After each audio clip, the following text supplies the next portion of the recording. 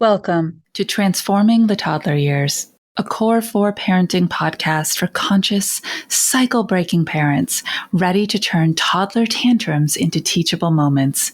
Hi, I'm Cara Tyrrell, a lifetime lover of littles, mom to 2 grown and flown girls, and an early childhood educator. Through the show, I teach you my collaborative parenting methodology for nurturing your little human's mind, body, and spirit. Because how you connect and collaborate in the first 5 years is how you raise happy, healthy kids who grow into the best version of themselves and find true success in school and life. Welcome back to the show, Toddler Tribe. I've decided that's what we are. We are a toddler tribe. We are out here raising human beings and we just need each other. So we are the Toddler Tribe. And today's episode is all about raising kids with a deep knowing and a sense of self-confidence, and why confidence is so much more important than teaching them early skills as tiny people. And I'll explain. But before I do, I want to say thank you. A big old listener shout out to Bloom2202. I so appreciate this rating and review that you left. Cara is such a thoughtful and insightful educator. She gives examples from her own life experiences to help us understand our own reactions and overreactions in a much more concise way. If you're a parent of toddlers or little ones, this podcast is a wealth of information on how to remain conscious and present, even in the most harrowing of challenges. Oh my goodness, what loving and kind words, and I'm so grateful. If you are getting value from this show, and that is all I want to know that you are, do me a big favor. And when you're done listening today, scroll all the way down to the bottom of your app, rate, and submit your review. And you never know, I might shout you out. And what a wonderful, cool experience that would be. All right, let's get into it, because this is a meaty topic: self-confidence.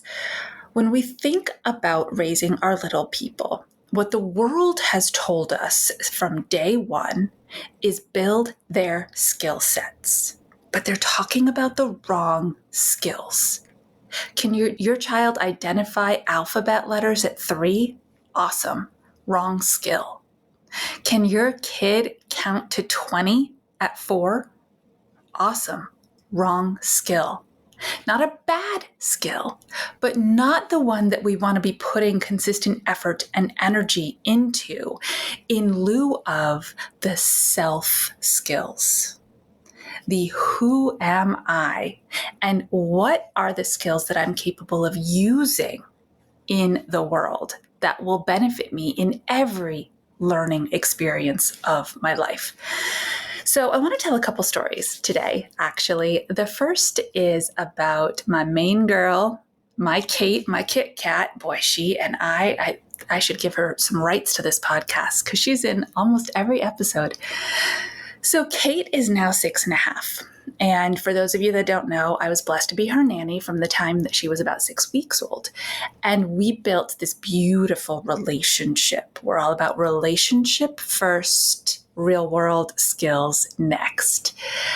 And she finished kindergarten and they did this assessment, those tests that they do in school. And I feel icky about those tests. Even as a former public school educator, I just feel so icky that we just quantify kids with these numbers and these ratings, and they're normalized against each other. And I'm not going to go down that rabbit hole. The bottom line is the tests came back and said, Kate needs help learning to read. So her mom said, I need a tutor for Kate over the summer. I met with her kindergarten teacher. I didn't ask about the scores from the tests. They didn't matter to me at all. I said, amazing kindergarten teacher, because she is. This woman just exudes, I am a kindergarten teacher. I'm approachable and I connect deeply with these kids. I said, what's the real issue here? Is it the reading? or is it the confidence? And she didn't even bat an eye. She's like, confidence. I know the skills are in there.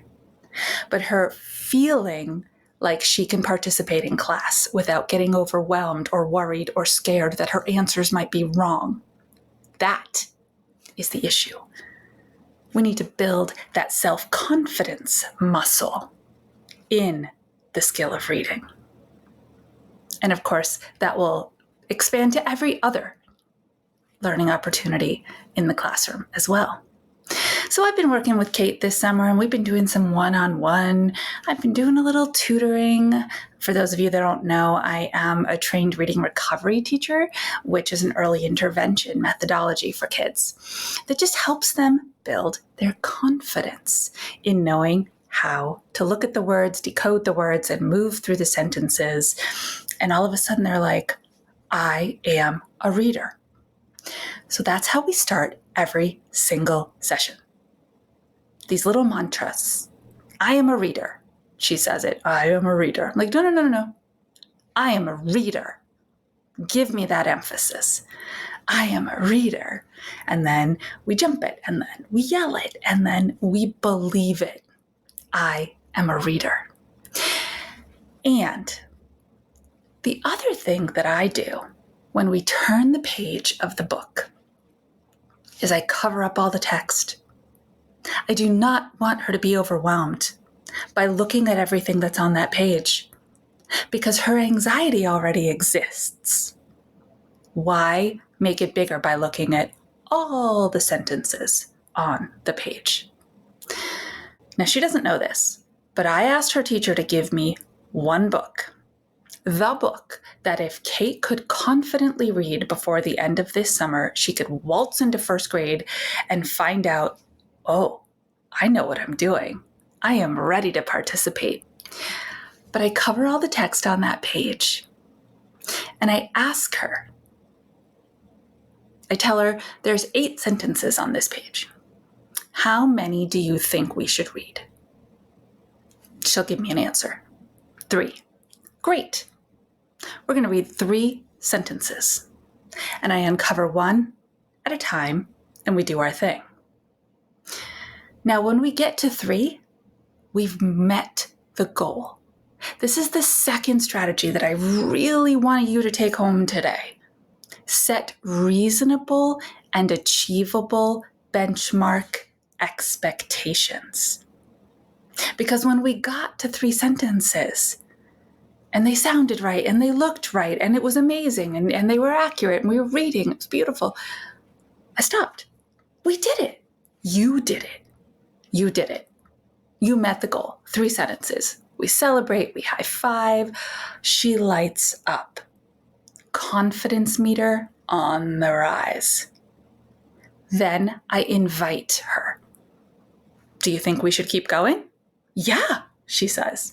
She wants to keep going because that feeling of achievement, that dopamine hit of I did it, is inside her, that intrinsic motivation to keep going and wanting to feel more confidence inside this reading experience. Well, yesterday's session was really cool. We made it through a whole page, and she was the one who went, Cara, we read a whole page. Yeah, we did. Yeah, we did. I knew we could do it. Did you know we could do it? Well, I wasn't really sure. Do you know now that you can do it? Yep, because I am a reader. This is all about the soul muscle, strengthening that belief system inside of us. And that's the second story I want to tell you today. About a decade ago, I was a runner. I ran outside. I ran daily. I ran 5Ks. I was a runner. But I was not a confident runner. I needed people to see me running in order to stay motivated to keep going. It was just an intrinsic need I had. And, the cheering on the sidelines or people I knew in town, I saw them ahead of me and I was like, okay, I have to make sure that I get their attention. I wave, good morning, whatever it is, because if they see me, they will be my fuel to keep going. Running got away from me. Pun not intended. And for many, many, many years, I didn't exercise at all, actually, if I'm being honest. And in the last few months, all of a sudden, I started to remember that I like exercising, that it makes me feel good. And I started running again. I had this unbelievable moment recently outside, running on the road. It's summer and it's hot, and I was near the end of my run, and I have my earbuds in and the Peloton app, right? So they're like motivating you and keeping you going and telling you only 20 more seconds. You can do this, right? They are my confidence people, I guess. And I saw somebody who I know up ahead on the road, and they were not looking in my direction.